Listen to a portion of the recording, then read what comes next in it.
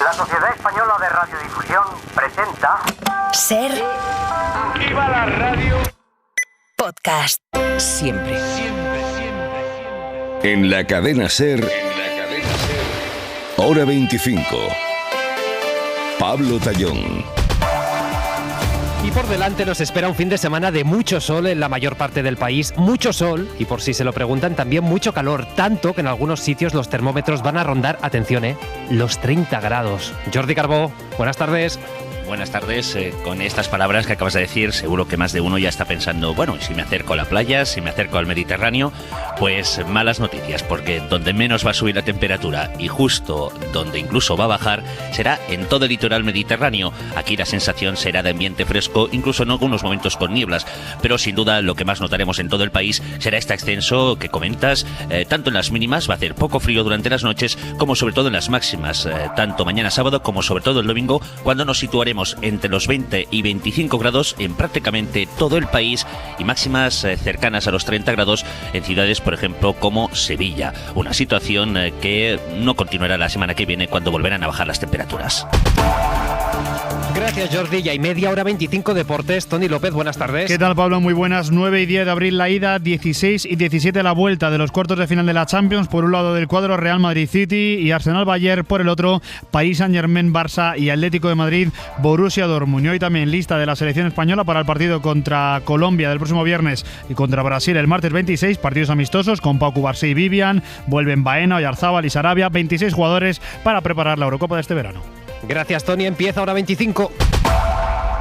Y empieza con el informe final de la Comisión de Venecia sobre la ley de amnistía, un informe que pidió el Senado, donde el PP tiene mayoría absoluta. Recordarán que la oposición quería que vinieran estos expertos de Venecia a sacarle los colores al gobierno y no, esto no ha pasado. El texto final avala las amnistías como un mecanismo legítimo para la reconciliación, destaca que se han usado en muchos países del mundo, pero eso sí, también critica que la norma se apruebe tan rápido y sin una mayoría reforzada en el Congreso. Y a partir de aquí, pues se lo pueden imaginar, con estas conclusiones encima de la mesa, el Gobierno y el PP han decidido cada uno barrer para su casa. Pedro Jiménez. La Comisión reconoce la existencia de leyes de amnistía y sostiene que es una herramienta útil para conseguir la unidad y la reconciliación.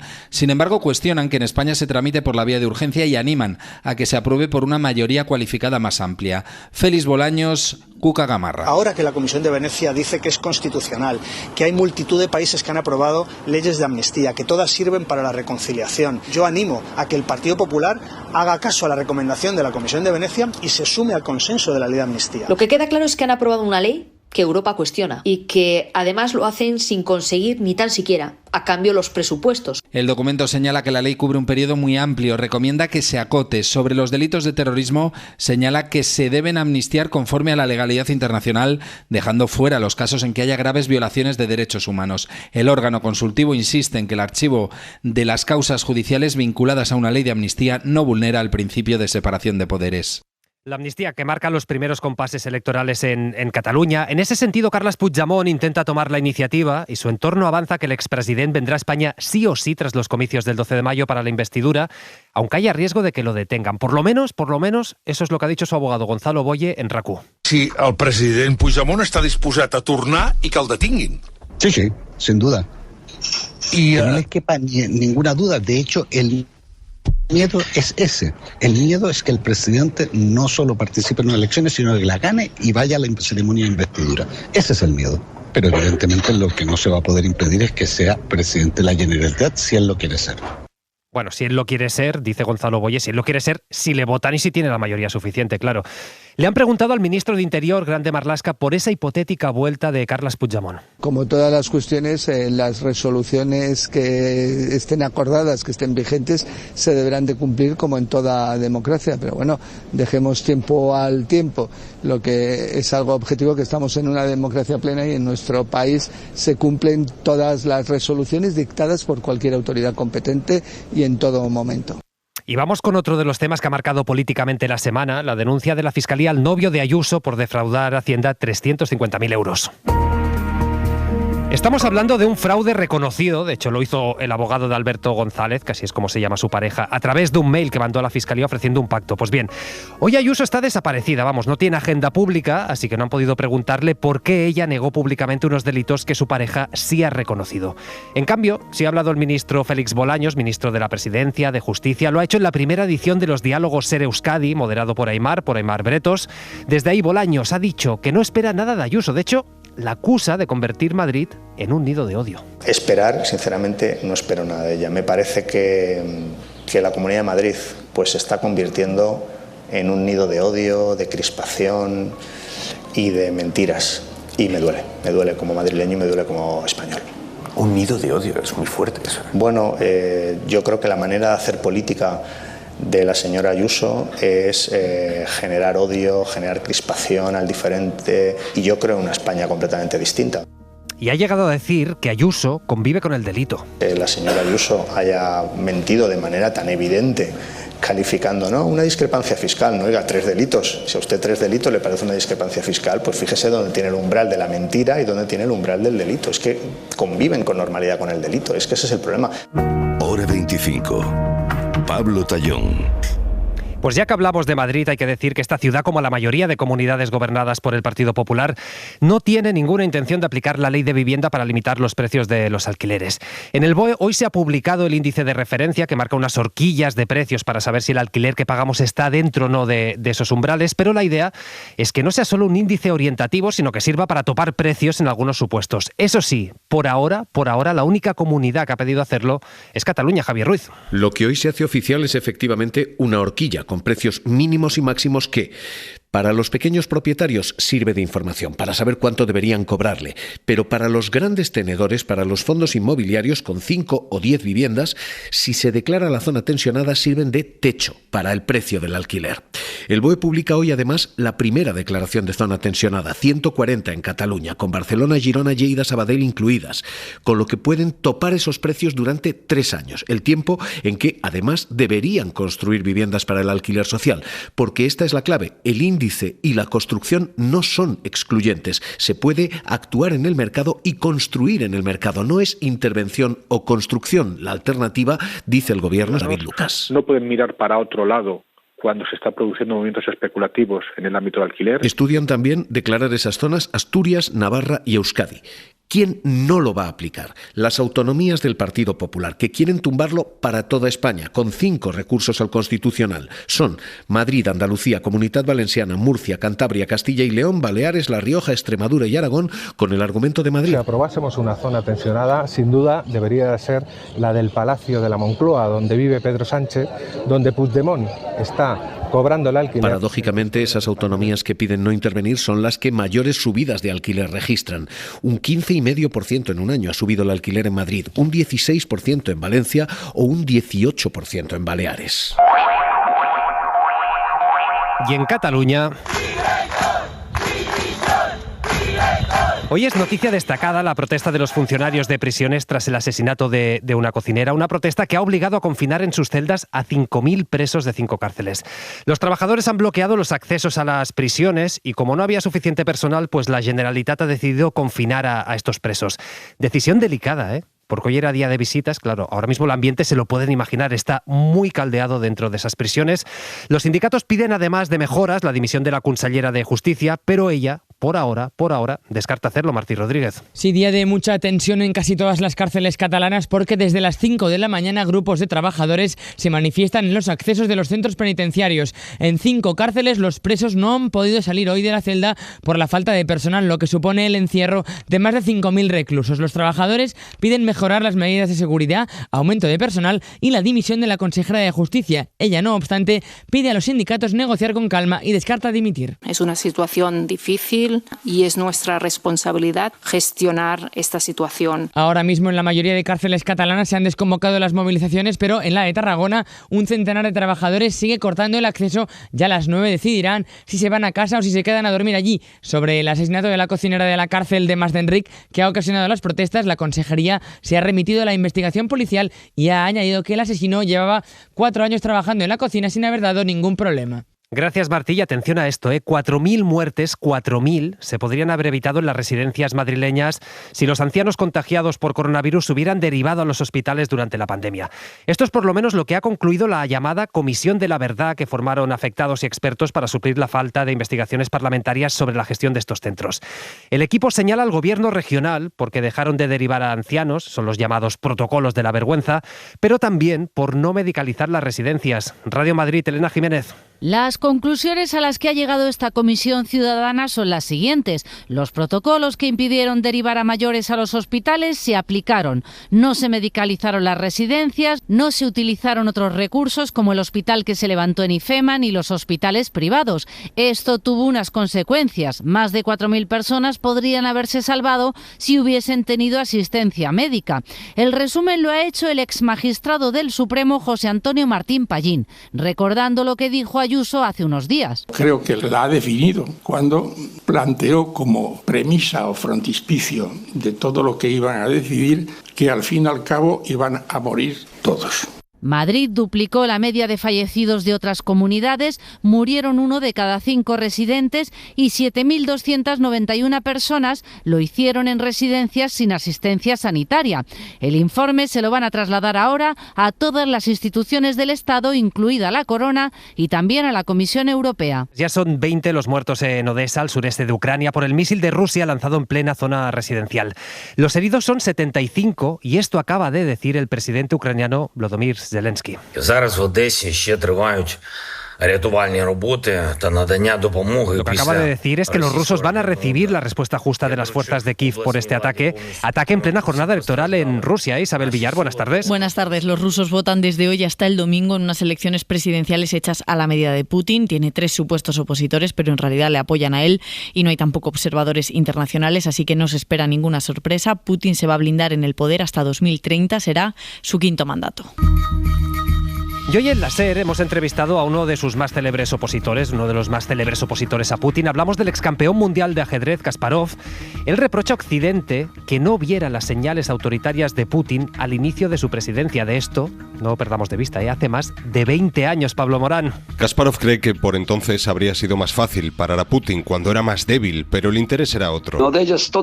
Creían que los negocios eran más importantes. La falsa teoría de que a través de los negocios y el mercado libre puedes ayudar a un país a ser más liberal. Y cita a responsables de esta estrategia: Barack Obama, Gerhard Schröder y sobre todo Angela Merkel. Impedía que Europa reconociera a Putin como una amenaza. Durante 16 años nos ha estado diciendo que Europa no podría permitirse el lujo de vivir sin gas ruso. Y resulta que ha podido hacerlo. Gracias a eso, Putin ha armado una dictadura que Kasparov considera más dura que el régimen franquista de mediados de los 50, sin oposición posible. La única salida que ve es esta. Una derrota total frente a Ucrania. Es la única esperanza de que se pueda erradicar el virus imperial que todavía lava los cerebros de millones de mis compatriotas. Considera que estas elecciones presidenciales no son más que un acto de Putin para aparentar que Rusia todavía conserva alguna credencial democrática. Hora 25. Pablo Tallón. Y el barco de la ONG española Open Arms ha empezado ya a descargar la ayuda humanitaria en la Franja de Gaza después de 3 días navegando. Hablamos de 200 toneladas de alimentos. Con este buque se inaugura el corredor marítimo apoyado por Estados Unidos, por la Unión Europea, por Reino Unido. Un corredor que supone un mínimo alivio, muy mínimo, pero un alivio a la asfixia en la que viven los habitantes de Gaza. Nicolás Castellano, buenas tardes. ¿Qué tal? Buenas tardes. Sí, llevan ya más de 4 horas de descarga de esas 200 toneladas de alimentos en este viaje experimental que ha llevado a cabo el Open Arms junto con la organización del chef José Andrés. Laura Lanusa, la portavoz de la organización de rescate, asegura que aún quedan horas para terminar con este operativo. Sigue en marcha, pero bueno, va a buen ritmo. Hay camiones grúa y hay grúas también en el espigón, desde el cual se desembarca toda la mercancía. Y bueno, todavía es de noche allí, pero seguirán todavía unas horas más hasta terminar con toda la descarga. Han tardado 3 días en llegar desde Chipre e inmediatamente esta madrugada, desde que terminen este desembarco, volverán a esa isla para intentar poner en marcha de manera inmediata un nuevo viaje con más toneladas de alimentos para intentar sortear el bloqueo terrestre que sigue sometiendo Israel a la Franja de Gaza. Gracias, Nico. 8:15, 7:15 en Canarias. Y en Estados Unidos, el presidente Joe Biden avala el discurso que dio ayer el líder demócrata en el Senado, Chuck Schumer, que es judío, y que pidió a Netanyahu convocar elecciones porque ahora mismo, dice, es un obstáculo para la paz. Se trata de un discurso que sentó fatal en Israel, que no ha gustado nada a los republicanos, pero Biden, al presidente, cuando le han preguntado a los periodistas, ha dicho esto. Ha dicho que le pareció un buen discurso porque, según él, expresó una seria preocupación compartida por muchos estadounidenses. Es más, Biden ha confirmado que conocía lo que el líder demócrata iba a decir sobre Israel. Como todos los viernes, ya lo saben, a esta hora, edición express de Hora 25 de los negocios, con Jordi Fábrega. Hora 25 de los negocios. Cadena SER. Hoy en Hora 25 de los negocios, edición express, hablando de la clavada turística, porque el precio de los hoteles, el de los vuelos, el de los paquetes turísticos, el precio de viajar en general se está disparando antes de Semana Santa, y se dispara tanto que es ya, según dice el INE, lo que más sube de toda la cesta del IPC. Pues es que está todo carísimo. Lo que es cuestión viajes es horroroso. Tanto los hoteles como los vuelos están disparados. Cada vez que miramos es abusivo, los hoteles carísimos. Pues hemos visto que doblan el precio en Semana Santa y luego te vas en temporada más baja y es el mismo sitio, la misma comida, el mismo hotel, el mismo todo, por la mitad de precio. La sensación de la calle la refutan los datos de estadística. Viajar es casi un lujo, que se está poniendo más y más caro, y es especialmente los hoteles donde esto se nota. Estos hoteles han subido su precio solo en el mes de febrero respecto al precio de enero un 11,5%, un 11,5%. El precio de los hoteles es ahora mismo un 9% más alto que hace un año en el mismo mes de febrero. Y parece que no han tocado techo, porque en el sector los empresarios dan por hecho que en Semana Santa habrá una subida adicional de precio, también del entorno del 9%. ¿Cómo lo justifican? Diciendo que ellos solo trasladan al precio lo que suben sus costes. Cuando el año va mejor, la gente en vez de cogerte 3 días coge 5 o 6 o incluso algunos cogen hasta 8. Entonces lo que estamos viendo es que las tarifas alrededor han subido un 4%, pero volvemos a decir que son más o menos alineadas con el crecimiento de la inflación. Es Ramón Estalella, secretario general de la Confederación Española de Hoteles y Alojamientos Turísticos. Hay que recordar que según el INE el precio de los hoteles es un 9% más caro que hace un año. Además de los hoteles, o incluso por culpa de los hoteles, los paquetes turísticos, lo de ir a la agencia de viaje y contratar el pack completo, ese paquete para viajar dentro de España se ha encarecido un 11,7% en el último año. Y si el viaje, el paquete turístico, es para ir fuera, la subida es del 3%. Es decir, que el problema que vemos es de una inflación turística básicamente dentro de España. A los hoteles más caros también hay que sumar el transporte, porque los vuelos son un 8,6% más caros que hace un año para los trayectos domésticos y cerca de un 7% más caros los vuelos internacionales. Y sí, aquí también hay un aviso del sector de que estas subidas continuarán. Carlos Muñoz es el consejero delegado de Volotea. Va a seguir subiendo, es oferta y demanda, ¿no? Como cualquier. Y en nuestro lado es la oferta, es por falta de metal, dicen en la industria. Metal son los aviones, entonces tienes una demanda que la gente en todas las encuestas que ves sigue diciendo quiero viajar más, pero la oferta no sube, porque no hay disponibilidad de aviones. Y todo eso es un problema para el bolsillo, pero también un problema macroeconómico, porque con los precios energéticos controlados, con el precio de los alimentos que en media está dejando de subir en los últimos meses, aunque se mantenga por las nubes, y viendo que la inflación baja para la energía y se mantiene para los alimentos, lo que estamos viendo es que para el turismo la inflación se está disparando. De hecho, solo en el mes de febrero la mitad de la subida del IPC se debe al encarecimiento de los hoteles y los servicios turísticos. Aunque todo esto, estos precios disparados, no están desincentivando por ahora a los turistas. De hecho, el ministro de Industria y Turismo, Jordi Hereu, prevé una primavera récord. Se espera que en los meses de marzo y abril España reciba 14,5 millones de turistas, 2 millones de llegadas más que en el mismo periodo del año anterior. Además, se augura un crecimiento importante del gasto.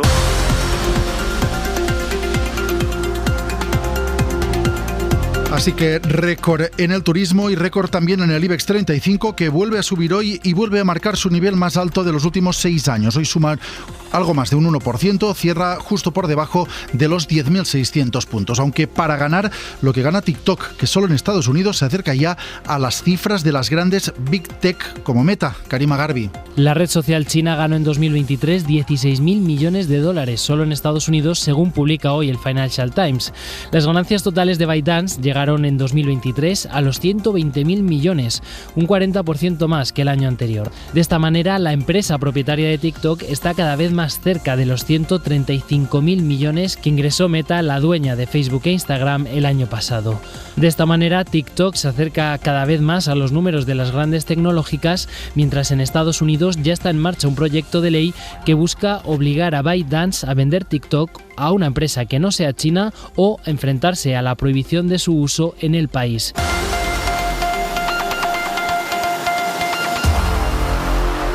Y desde hoy las casas de apuestas tienen nuevas normas para cumplir, están impuestas por consumo, para no seguir aumentando sus beneficios a costa de las personas ludópatas.